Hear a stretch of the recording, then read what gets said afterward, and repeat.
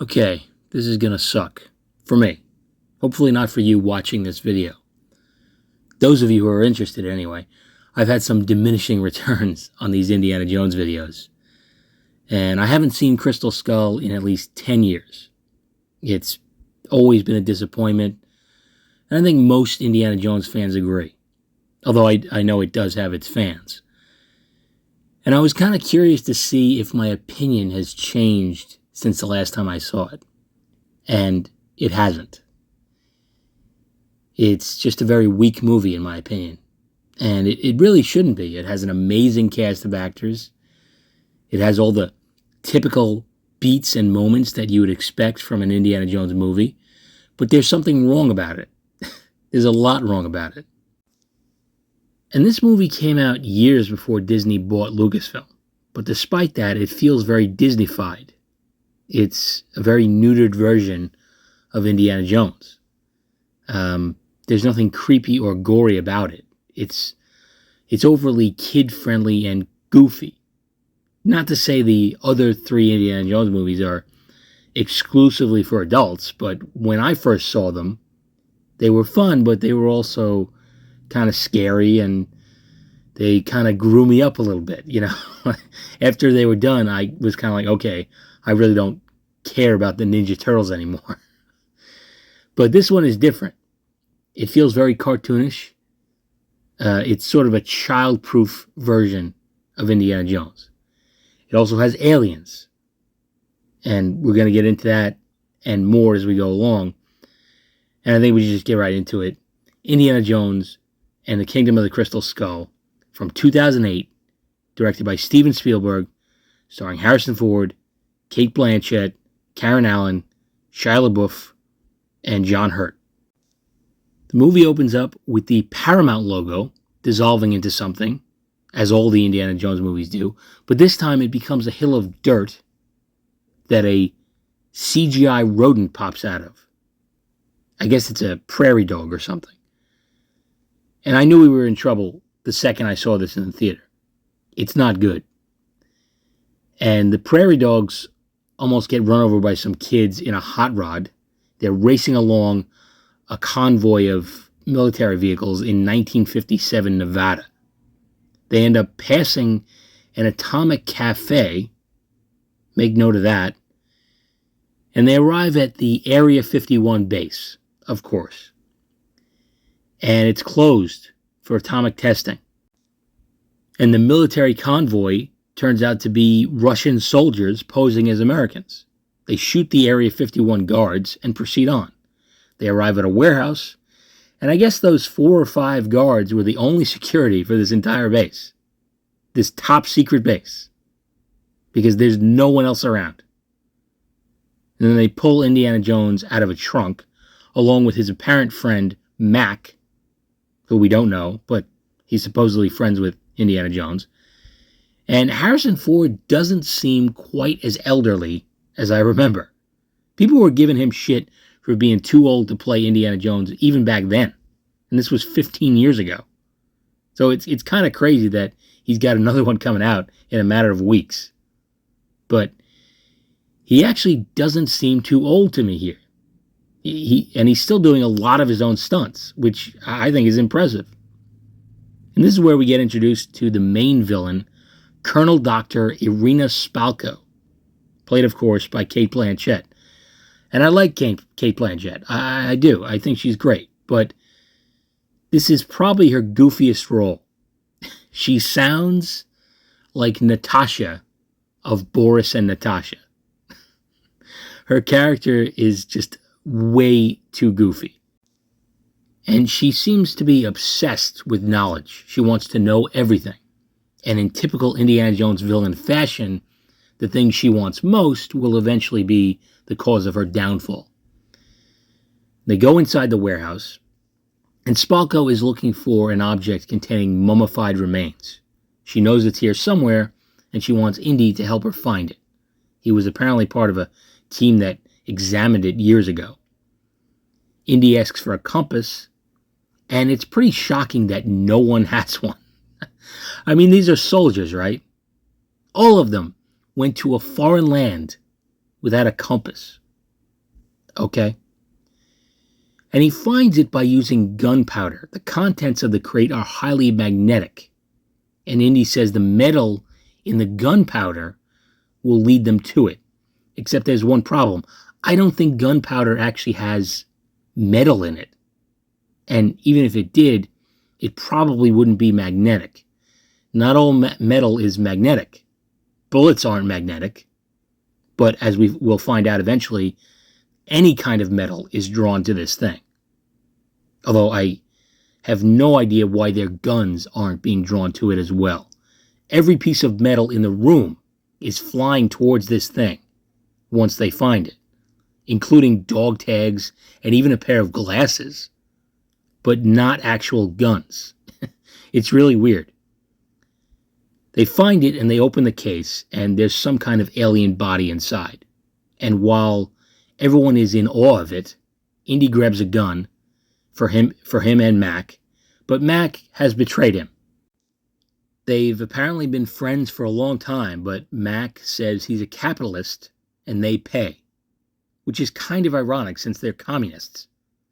And I don't know why they kept this a secret. Mac was working with them this entire time, but they still stuffed him in a trunk along with Indy. I guess they couldn't pass up the chance for a dramatic reveal. And Spalko says, "No defiant last words, Dr. Jones?" And Indy says, "I like Ike," referring to the then President Dwight Eisenhower. So, very patriotic of Indy. And they tell him to drop the gun. And he does. The gun goes off and shoots a guy in the foot. And it's pretty wacky, because just a year earlier, the movie Hot Fuzz came out and did the same thing. And that movie is basically a parody. It's just kind of funny that they would use this trope like this a year after a comedy movie did the same thing. But it's not entirely crazy. Believe it or not, there are some older weapons that are not actually safe to drop. They will go off if you drop them sometimes, which is kind of insane. And in any case, Indy makes a break for it. He swings from his whip and accidentally smashes through a windshield of a truck. He caves the entire front of it in. You'd think he'd be hurt, but he's not. And the chase continues. He ends up in Spalko's car and he shoves her out before smashing through some crates. And when I say smashing, that is an understatement. They turn into tiny wood chips. It's insane. This whole section of the warehouse could double as the floor of a hamster's cage right now. Doesn't even look like there was anything in these crates except wood chips. And of course, the Ark of the Covenant, which makes a brief cameo. And Indy ended up in a secluded area fighting a big Russian dude. Somehow they ended up here. I don't know exactly how that happened. There's no security, once again, no scientists, nobody's here. They get on some kind of rocket-propelled prototype of some sort, and it launches them at high speed down some railroad tracks. And they finally come to a stop. They're woozy, but the CGI rodents are impressed, so that's nice. And Indy gets away before the Russians find their comrade. And it's nighttime now, but only for a minute. The sun comes up real fast. I don't know how that works, but I guess there's been some sort of time jump. And he ends up in the atomic town from earlier. He doesn't seem to realize that it's all fake. He hears a siren and a 1-minute warning. And we see an atomic bomb that says, "I like Ike" on it, which is pretty funny that he just said that.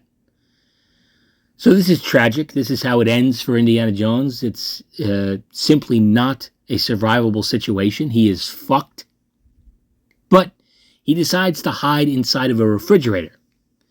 The bomb explodes, and the entire town is obliterated. So you'd think Indy is dead too, right? I mean, there's no way he could live through this. But no, the fridge is thrown clear of the blast. I know a lot has already been said about this scene, but it is shocking. You know, that dream sequence in Terminator 2, that's accurate. I mean, that is what happens when a nuclear bomb goes off. This is insane. And yeah, an old lead-lined refrigerator might give him at least partial protection against the radiation. But the radiation is the least of his problems when he's in the middle of the fucking blast zone. It's just beyond silly.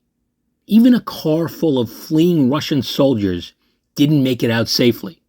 But Indy, inside this fridge, made it. And he says hi to some more CGI marmots. I mean, what are we watching right now? What is happening? It is fucking mental.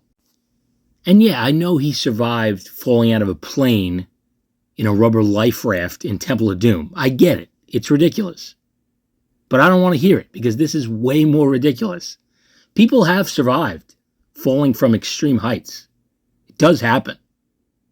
But no one survives this. It is the worst thing mankind has ever created. And this is why nuking the fridge is the new jumping the shark. Anyway, he walks up to view the giant mushroom cloud, and I guess the radiation isn't going to be a problem because a couple of guys in hazmat suits rub him down with a broom. I guess radiation can't fuck with you if someone gives you a horse bath. And one of the guys is way focused on his dick and balls, so that's nice. And he gets questioned by some FBI guys. They think he's guilty by association because of his friend Mac. And they show him a file on Irina Spalko. She's apparently been looking all over the world for artifacts with paranormal abilities. She's kind of like a evil Russian version of Agent Mulder. And sometime later, Indy gets fired from his teaching job. The dean tells him the FBI searched his office. It's the Red Scare. Everyone was terrified of the commies. And you could have your whole life wrecked just by knowing a communist. It's pretty wild. And it's funny because Mac describes himself as a capitalist. So, it's just really bizarre. He's clearly just doing it for the money. And Indy decides to pack up and go teach in Leipzig, which seems kind of random. He also tells the dean that it's been a brutal couple of years. His dad and Marcus Brody both passed away. So, needless to say, Indy is bummed. He gets on a train, but he's being followed by some suspicious characters, and this is where we get introduced to Mutt Williams. Yeah, they decided to name him that on purpose. He shows up on a motorcycle, and he catches Indy just as his train is leaving. He asks him if he's a friend of Dr. Oxley. He says someone is going to kill him. So Indy gets off the train. They both have a chat in a local diner. Indy says he hasn't talked to Oxley in 20 years.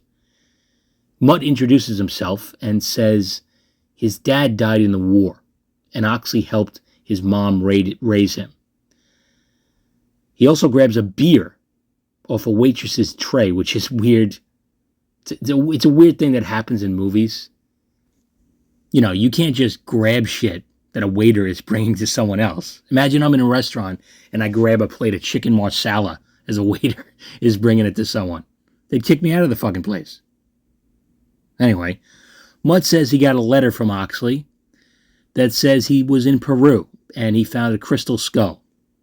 Indy says that there are a number of crystal skulls in the world, the most famous one being the Mitchell Hedges skull, which does actually exist, but it's most likely a hoax. In fact, it's definitely a hoax. It's more of a work of art than a historical artifact. It's not even that old. And Indy says these skulls look interesting, but that's about it. But apparently Oxley found a unique one, and he headed to a place called Akator, a mythical lost city in the Amazon. Indy doesn't think it exists. I don't know why he thinks anything doesn't exist at this point. In the world of Indiana Jones, everything exists. It's all real. Oh my God, I knew it. I knew it. I knew it. And apparently this crystal skull was stolen from Akator in the 15th or 16th century. by a conquistador named Francis de Orellana. And whoever returns it to Akator will be given control over its power, which sounds pretty sketchy. Yeah, bring back this creepy skull that you already have in your possession and you'll get special powers. I mean, it's a fucking trap if there ever was one. And Mutt says that along with Oxley, his mother, Mary Williams, has been kidnapped. So it looks like Indy and Mutt are teaming up. But Indy notices the two guys following them. They turn out to be KGB agents. And Indy tells Mutt to punch some college kid, and it turns into a cliche bar fight between jocks and greasers. There's so much cliche 50s shit in this movie. And you didn't get cliche 30s shit in the first 3 Indiana Jones movies. You know? And I think it's because George Lucas and Steven Spielberg grew up in the 50s, so I think that their nostalgia for that time period is coming through a little too much in the writing and directing. But anyway, Mutt and Indy escape on a bike. I can't believe I have to keep saying Mutt in reference to a human being. Why couldn't he just be named after another state, like Indiana Jones? You know, his name could have been Arizona Williams or something. Or he could have been from Long Island, like me, and he'd be Indiana Jones Beach. Eh? How about that? You get it? I'll be here all week. Tip your fucking waitress. Anyway, the KGB chased them. It's chaotic. They run into an anti-communist rally. I mean, what are the fucking odds? And the chase continues onto the campus grounds of Indy's school. And the KGB guys crash into a statue of Marcus Brody, and the head falls off. And it rolls into the car. I mean, what a way to honor Denham Elliott, right? I mean, Jesus. I mean, Denham Elliott was a great actor. He died tragically from HIV, I believe, not long after The Last Crusade. It just seems like a weird way to honor him by having him decapitated in this movie. It's just really weird. And they end up losing them in the library of all places. And a student asks Indy a question, as though he didn't just come barreling in here on a motorcycle. And Indy says, if you want to be a good archaeologist, you got to get out of the library. Which seems like really bad advice. Stay in the library, kid. Dr. Jones is going to get you killed. Anyway, Indy and Mutt head to Nazca, Peru, looking for Oxley. They discover that he was briefly held in a local sanitarium, and Indy tells Mutt that he can speak the local Incan dialect because he was once kidnapped by Pancho Villa, which is a reference to the Young Indiana Jones Chronicles. So that's nice, I guess. And they discover a few clues that lead them to a cemetery where this Orellana guy was buried. They get attacked by some ninja tribesmen, and Indy scares them off and apparently kills one of them by blowing a blow dart back into the dude's throat. I mean, how does this work exactly? Is the dart double-sided? Because that seems like a bit of a design flaw. And they enter some kind of cave and find skeletons with elongated skulls. Indy says the locals conditioned their own skulls with ropes to make them look more like their gods. Mutt says God's head isn't like that. I don't know how he knows that, but okay. And Indy says that depends on who your god is. They come across a bunch of mummified remains. Indy asks for a knife from Mutt, and Mutt gives him his switchblade. It's kind of insane that Indy doesn't carry a knife on his own for these excursions. I mean, it's maybe the most useful and versatile tool ever created, but he doesn't have one. He prefers a whip. And they find a body. They find the body of Orellana. They note that someone has been here, likely Oxley, and he's, gone, obviously. But he didn't take any of the gold or artifacts. And they discovered that Orellana has a crystal skull in his possession. It's very different from the ones that Indy is familiar with. It's got an elongated skull like the skeletons, and it's very magnetic, just like whatever was in the crate back at Area 51. It attracts metals that aren't magnetic, so they're stumped. But it seems pretty clear that the Nazca Indians thought this was their god. They also think that Oxley found the skull, took it to Akator, and then brought it back here. But they have no idea why. They emerge from the cave and discover Mac and some Russian soldiers. They take them captive and bring them to the Amazon jungle. They have Indy tied up, and Mac tells Indy that he stopped them from killing him. And Indy simply says that he's going to break Mac's nose as soon as he gets free. Mac says the only thing he's doing this for is money. Akator is supposedly a city of gold. And then Spalko walks in. She talks about a weapon, a mind weapon, referring, of course, to the skull. And Indy says that's why Oxley put it back into the cave, to keep her from getting it. She wants to use the skull to gain knowledge and influence the minds of American citizens, as though you need a crystal skull to do that. Just get a fucking Twitter account. And she goes on to say that the skull was not made by human hands. Indy asks who made it then, the implication being, of course, aliens. And it's confirmed when she reveals the body that she found in the crate at Area 51. She also brings Oxley in, and he's played by the late, great John Hurt, who is, of course, no stranger to weird aliens. Oh, no. Not again. And he's nuts. He went crazy after staring at the skull for too long, and thinking that he's now useless, Spalko wants Indy to stare at the skull, hoping it will tell him the location of Akator so she can bring the skull there and gain power over the minds of man. It's a lot. Indy looks at the skull, it gets pretty intense, and he seems to pass out. Mac frees him from his restraints, which is really weird. And it was a big fucking mistake, because true to his word, Indy immediately breaks Mac's nose. And then Indy is reunited with Mutt. And Spalko points a sword at Mutt, really for no reason at all. Mutt takes out a pocket comb, combs his hair, and then says he's ready.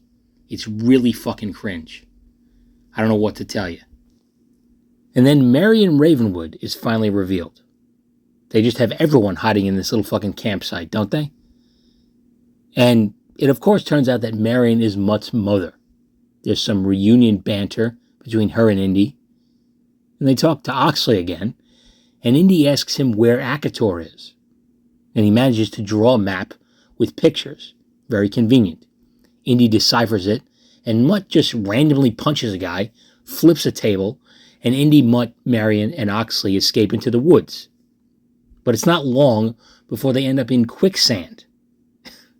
Indy calls it a dry sand bed, but whatever. It's fucking quicksand. Indy is a giant nerd in this movie, which I kind of like. And Mutt, who didn't fall into the quicksand, goes to get something to pull them out. And Indy tells Oxley to go get help, which is fucking terrible. They're in the middle of nowhere, in a jungle.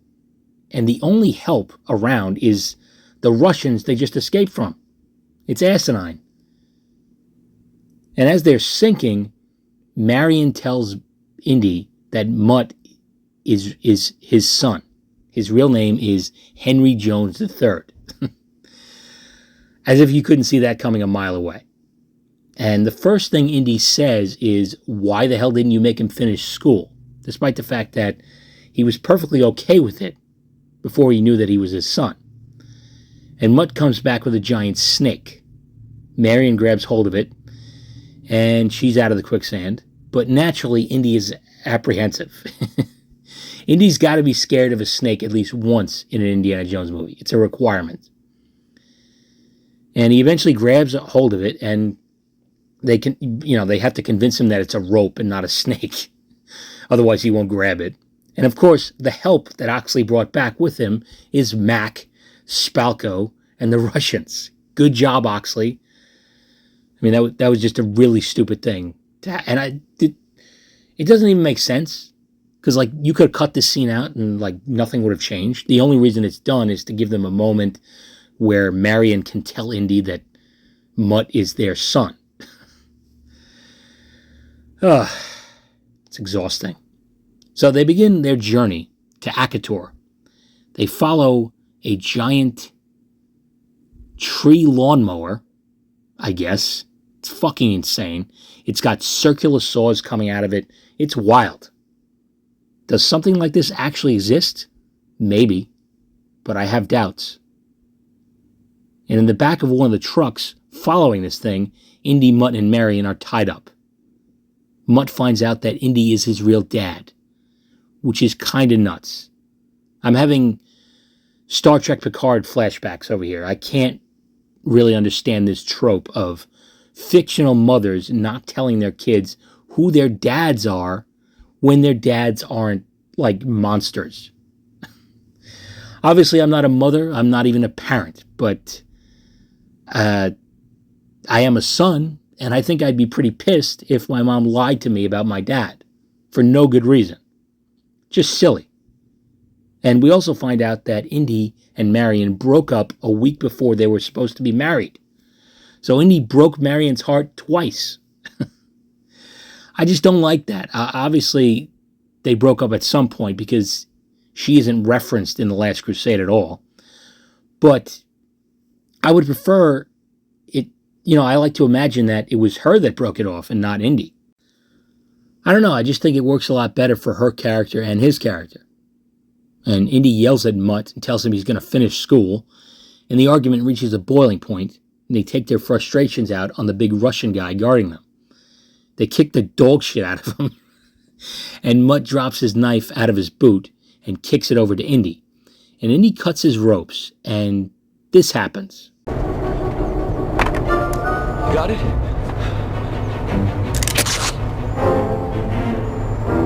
Oh, shit. What the fuck happened there? You hear some, like, fabric slicing, and Mutt says, "Oh shit." I don't get it. Steven Spielberg, one of the best directors ever. What are you doing? What are you trying to say with that scene? I have no idea what that was about. If anyone knows, please tell me. And in any case, Indy frees Marion and Mutt, and Marion continues their argument. She says there must have been plenty of other women after they broke up. And he says there were a few, but they all had the same problem. They weren't you, honey. Maybe it's a corny line, like most of the lines in this movie, but I like it. I think it's a very Indiana Jones moment. And Marion likes it too, and why not? He's this smooth action hero. He's a genius. And he looks like Harrison Ford. What's not to like? And he kicks the driver out of the truck, which he loves doing, as we know. He does that all the time. And he tells Marion that they have to get Oxley back along with the skull and get to Akator before the Russians do. Marion takes the wheel for a second, and Indy fishes around in the back and finds an RPG. And I'm not talking Dungeons and Dragons or Skyrim. He's got a rocket-propelled grenade right now. Why they decided to store this thing in the truck carrying the prisoners, I don't know. Who knows why the Russian military does anything, to be honest. And Indy fires it and blows up the giant deforestation lawnmower, and it's chaos now. The truck almost gets chopped in half by a rogue circular saw. Spalko is naturally alarmed by this.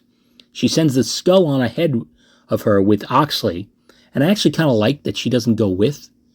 Might not seem very practical, but it's kind of badass that she stays behind to try to kill Indy herself.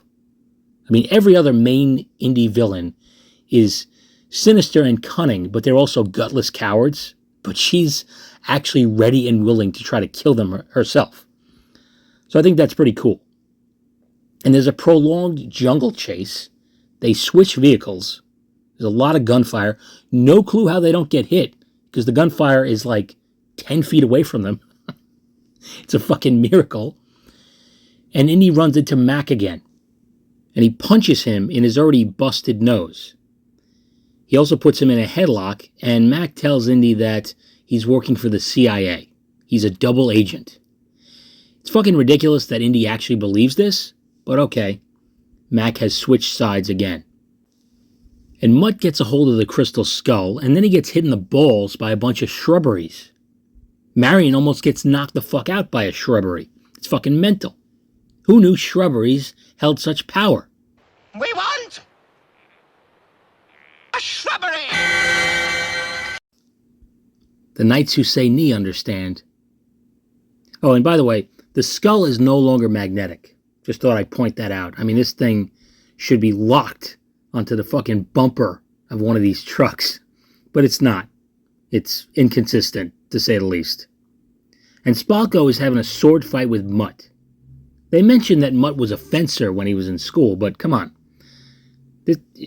This lady carries a sword around. People who carry swords tend to know how to use them. This dude should be no match for her. But he is. And then she says this. You fight like a young man, eager to begin, quick to finish. Did she just make a fucking cum joke in the middle of this jungle? I'll tell you what. If we're fighting and you make a cum joke, it better be a damn good one. Because that's only going to piss me off even more. And she does this to a teenager, by the way. Fucking creepy. And it doesn't even make sense. Eager to begin, quick to finish. What's the analogy? That he's going to begin quickly and finish you quickly? Yeah, that's the point. Or does she mean that she will finish him quickly? Because if so, she hasn't. Jesus. Anyway, she karate chops the shit out of Mutt and steals the skull back, and Mutt gets wrapped up in some vines and left behind. And if it wasn't for the nuking the fridge scene, this would be the most ridiculous thing in the movie. Mutt is face to face with a monkey that has a greaser hairdo. And they bond. And he starts swinging from vines like Tarzan. He swings all the way back to Spalko's truck. He steals the skull back from her, and the monkeys attack her. It's fucking madness. And you see what I mean when I say this is a very Disney-fied version of Indiana Jones? I mean, I half expect the fucking warthog from the Lion King to show up with his little rodent pal. I mean, we already had the CGI prairie dogs, so don't say it's out of the realm. And Spalko fights off the monkeys. I don't know what kind of monkeys they are, but every time I hear about a monkey attacking someone, they get destroyed. Arms, legs, eyeballs, genitals, all gone when you piss off a monkey. But these monkeys are greasers, which I guess means they're a bunch of fucking pussies.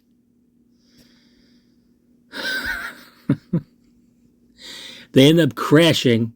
The chase is finally over. But then they all get attacked by these giant ants. Indy calls them Syafu ants, I think. But, or safari ants. But they aren't found in Peru.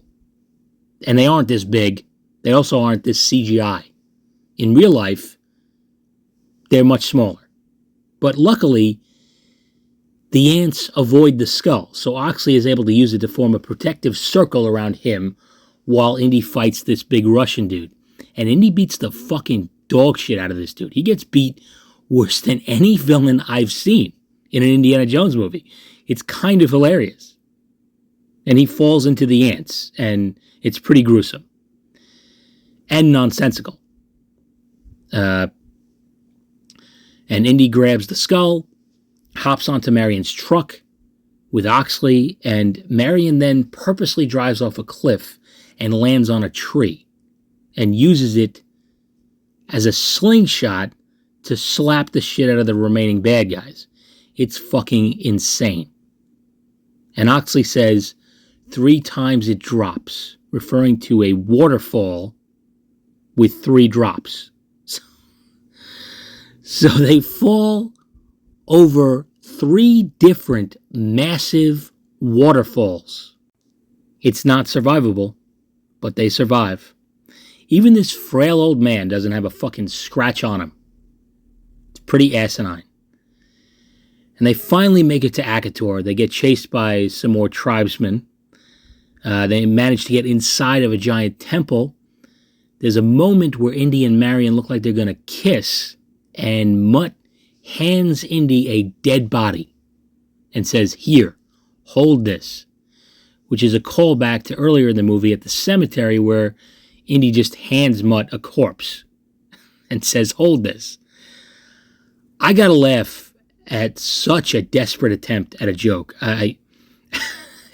It's kind of funny because of how ridiculous it is. And to call it back, to do it again, is just so crazy. It's so wild. Just here, hold this random dead body for absolutely no reason. I mean, where the fuck did he even find it? It's so fucking crazy.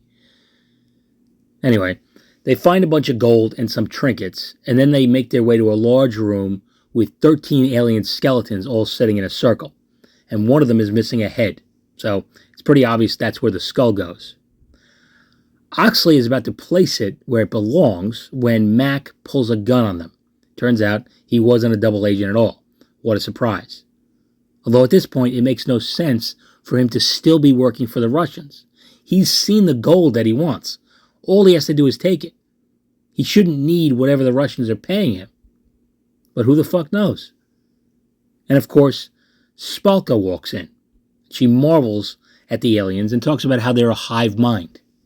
And she takes the skull from Oxley and puts it on the headless skeleton. And as to be expected, the shit hits the fan. Everything is shaking.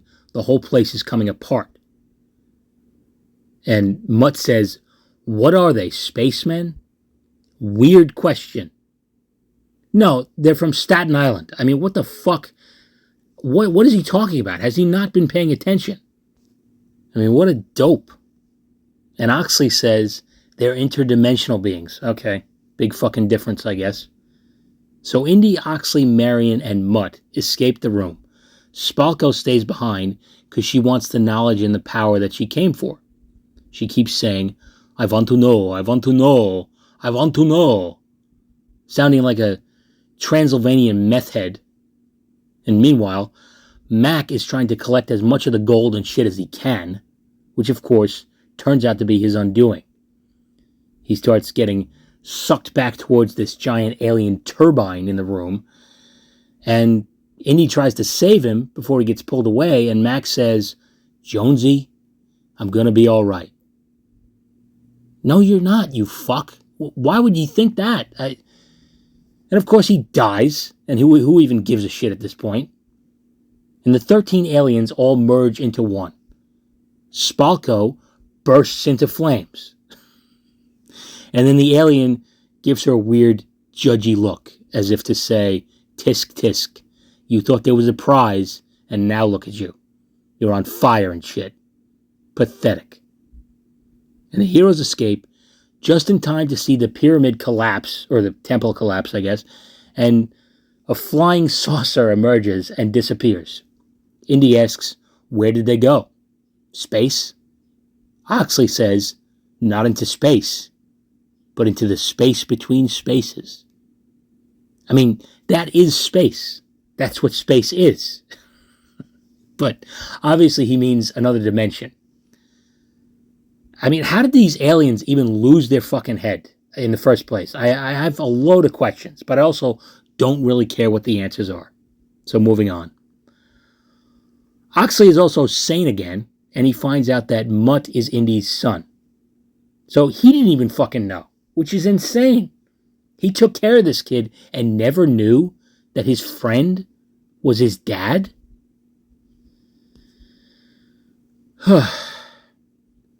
And in a final scene, Indy and Marion get married in some old people's church. Mutt picks up Indy's fedora, and it seems like he's going to put it on, but Indy grabs it at the last second, which is good, because I don't think Indy would appreciate his hat getting full of grease. And everyone just slowly starts walking out of the church as the credits roll. The end. Thank God. Just really disappointing. And I'm glad that there's another one coming out soon, because this cannot be how it ends for Indiana Jones. And maybe it will actually be worse than this. Who knows? But I think it's worth a shot. And I'm obviously not the first person to point this out, but this cannot be considered a better ending for this character than this. It just can't. The Last Crusade was the perfect way to end it. And they fucked it up with this movie. Overall, just a very mediocre, soft Indiana Jones movie. I know some people like it, but for me, it's very hollow. And I think Harrison Ford does a good job. I'm not one of those people who thinks he phoned this one in. I don't think he ever actually phoned in a performance.